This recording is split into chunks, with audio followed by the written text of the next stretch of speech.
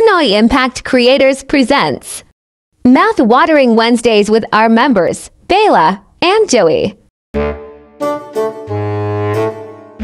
Lakas makapogi points nung lalaking panayang share ng tips. Viral pogi ngayon ang kwento ng binatang ito na ipinagmamalaking gumwapo raw siya kahit hindi siya niretoke.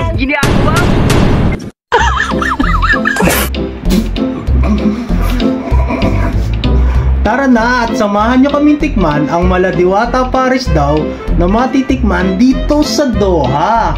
Tara!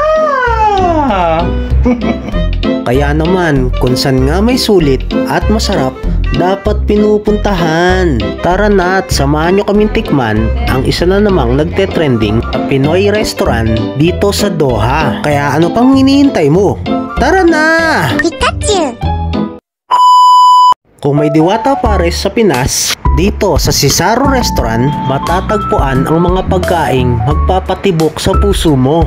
Kung parisan lang, may panlaban sila dito.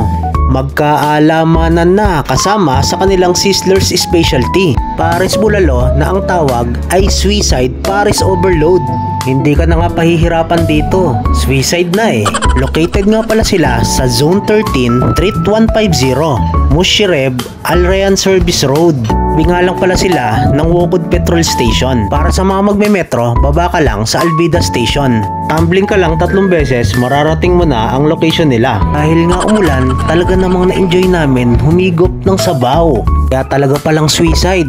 Kita mo naman, putok-batok talaga. Kay sarap! Sinamantala na nga rin pala naming matikman ang balbakwa. Probinsyang probinsya talaga na talaga namang panlasang Pinoy. Higop, pati mangkok. Isa rin sa nagustuhan ko dito ang malinis na dining area nila. Siyempre, ang bawat serving nila halatang may love. Dahil plating pa lang ay talagang gaganahan kang kumain. Sige na, highly recommended na to. Ano pang hinihintay nyo? Kainan na!